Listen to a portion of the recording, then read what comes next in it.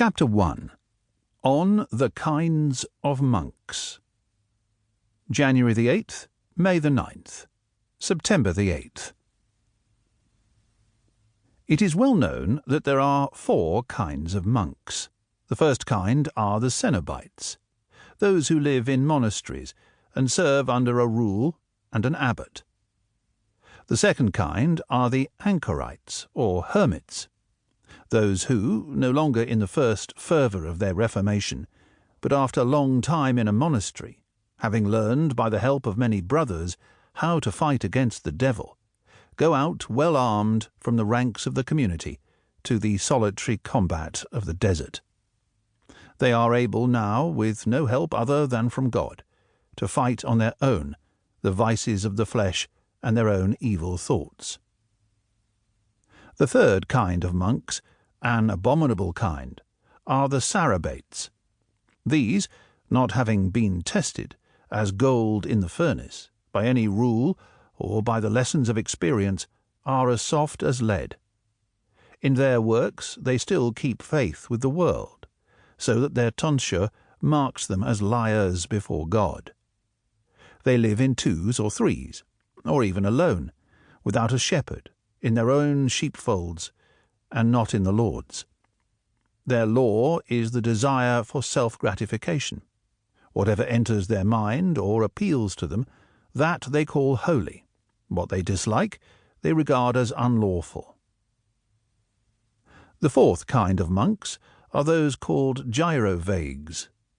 These spend their whole lives tramping from province to province, staying as guests in different monasteries for 3 or 4 days at a time.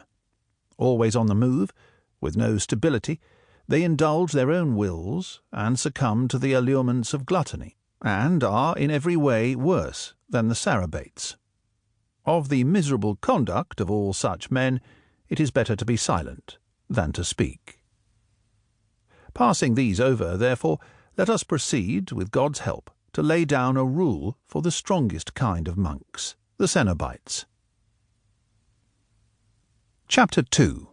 What kind of man the abbot ought to be.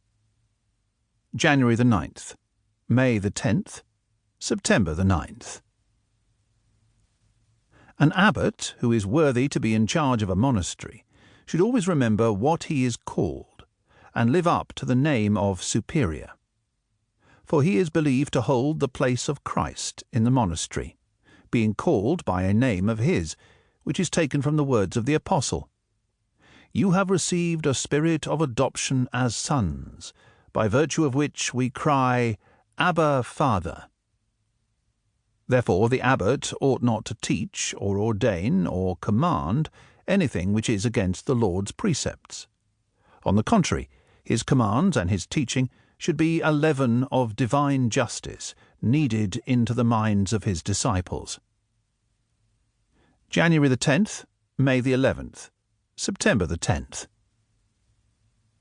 Let the abbot always bear in mind that at the fearful judgment of God there will be an examination of these 2 matters, his teaching and the obedience of his disciples.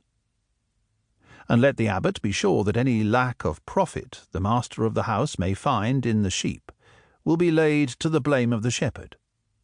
On the other hand, if the shepherd has bestowed all his pastoral diligence on a restless, unruly flock, and tried every remedy for their unhealthy behaviour, then he will be acquitted at the Lord's judgment, and may say to the Lord with the prophet, I have not concealed your justice within my heart.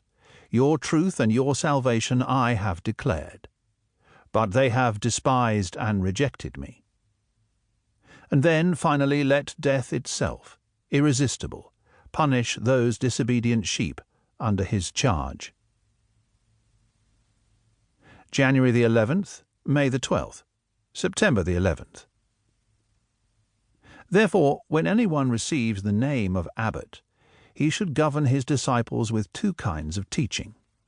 That is to say, he should show them all that is good and holy by his deeds, even more than by his words, expounding the Lord's commandments in words to his intelligent disciples, but demonstrating the divine precepts by his actions.